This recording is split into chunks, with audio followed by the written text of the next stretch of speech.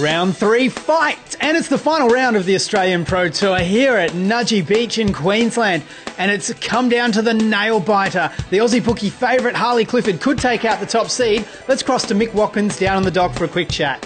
We're with Harley Clifford, who all of Australia's hopes are riding right about here, right on his shoulders. It's either Harley or Jimmy LaRich this weekend. If it's with Harley, their tour stays in Australia. Jimmy LaRich, it goes back to the US. You know the hopes of Australia are riding on your shoulders here today. What's your game plan, Harley? I'm just going to go out there and just try and stand everything I got and try and beat Jimmy. But yeah, hopefully the day ends up good and I end up on top of Jimmy. Now it's over to Jimmy LaRich with Daniel Watkins at the autograph stand. Okay, so last time you were in this position for a junior tour title, I mean, how did that play out? I won juniors last year in the US, and now we're head-to-head again for the tour title over here. So pretty gnarly, pretty heavy little battle. Should be fun for sure. So the Kangaroo's looking for redemption in his home territory. Do you think the Seppos are going to come through? Of course you do. America, baby. USA, USA. Oh, yeah, kangaroo, something like that. Now, thanks for coming out and joining us this summer, and hopefully you can come back next year. Thanks, Daniel. Here's someone who knows about the pressure. He's won it in 2006 before, Jeff Weatherall. So there's an awful amount of pressure on contest days to win the single event, but you definitely know the feeling of being there, having the whole season behind you, the whole tour, the whole year rides on one ride for these guys this afternoon. How would they be feeling?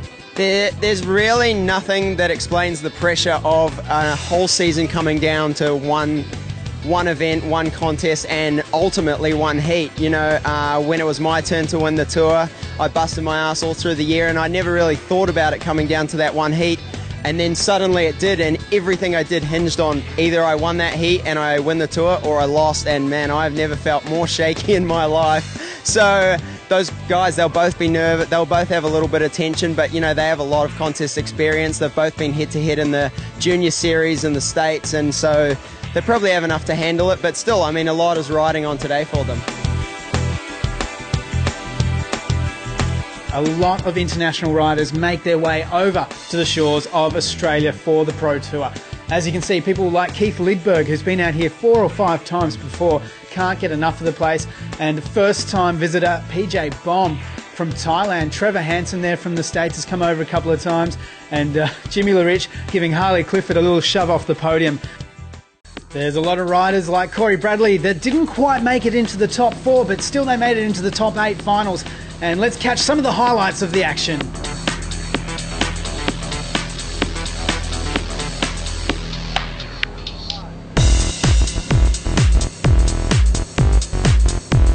Now this guy keeps popping up through the finals. Jared Askew, he's definitely got a lot of skills. Have a look at the Whirly 5 there. That was probably a lot easier than the Whirly Bird. That kid has got every mobe under his belt plus some more.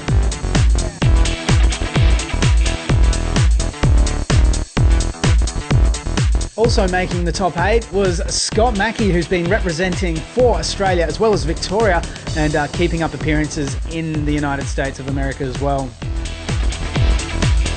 One guy who is no stranger to the Australian shores, Brad Smaler. He made it through to the top 8 in every stop this year, and he's definitely going to come back. He's been off with injury for the last year and had a bit of a bad back, but pretty much since he landed his 1080, he's now coming back better and stronger than ever. Keep an eye on him next year.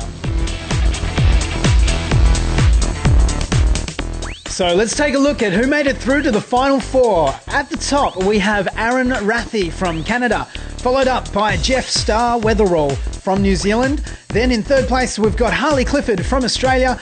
Bringing up the rear is Jimmy LaRich Rich from the United States of America. Off the dock first is Aaron Rathie. Now this Canadian rider is full of style and takes everything big. You can see how big he goes on that front side mute 180. Coming in now on his heel side edge for his third trick. The judges will be watching closely. It was a pretty low KGB. Could have been a little bit bigger, I think, but I'm sure he's got some more tricks to come. Sliding into home base on that Pete Rose and a load-bearing beam. A very solid backside 540.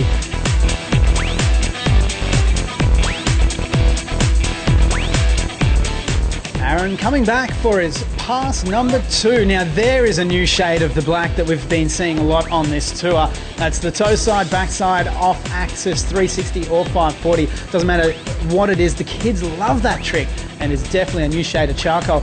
There's the backside, 720, wake to wake. We haven't seen that in a competition for a long time, if at all. And unfortunately, Aaron taking a dive into the water there. And now it's off to Jeff Starr, Weatherall, for his final pass. Jeff boosting off the wake there. This kid from New Zealand used to be a fresh farmer for sacrificial animals, and now you can see how big he goes on that front side 360. That was almost as big as a Rayleigh. This kid is not shy of going large. A little sloppy on the backside 540. I've actually seen Jeff do backside 7s wake to wake before. He knows he can do them. Have a look how big that crow mobe is. It was as if it didn't even happen. He is stoked with that. Pass number 2 for Jeff Weatherall, a huge bat wing to blind 360, coming back in on his heel side edge for trick number 2. The Whirlybird 540 and sloppy for Jeff. That is unfortunate, taking a dive. Here he goes now with the 720 and again in the drink. Leaving it open now for Harley Clifford. Now he is the Australian bookie favourite for the whole Pro Tour. Let's see what this kid's got to offer on the water. Harley gliding his way out into the flats, followed up by a home run there with the Pete Rose. Now, no pressure on this kid's shoulders, but he does know he has to better Jimmy Larich's pass, otherwise he will not make it to the top. These two are sitting equal points head to head for the top seed overall, number 1. So Harley's really got to throw down, but make sure he doesn't use up all his falls at the same time. Let's see what else he's got there. That was the Moby Dick, and grabbing it all the way through. Oh, a different shade of charcoal. Reached down and grabbed on the toe side, backside, off axis 360, and finishing up with a toe side blind 1.8 just for good measure. Pass number 2, and off the bat it's a 900. Harley just throws in the huge hammers and straight away backs it up with a heel side blind 5, and unfortunately uses his wakeboard as a shovel. So he knows that he's got 1 fall down, he's only got 2 to come. He's got to make the most of it. Heel side, front side 7, not a problem for this kid. That was actually switched. That's how confident he felt about that.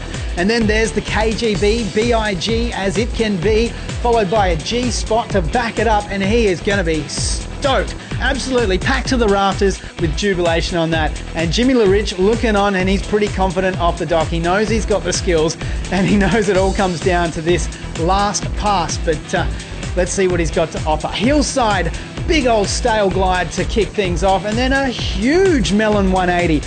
Wow, really throwing down an even bigger KGB. That's to answer Harley's run. There's the crow mobe, switching it back around, coming in right foot forward for his 4th trick now on his toe edge. That's the 720, and he's in the drink. This is a real nail biter here.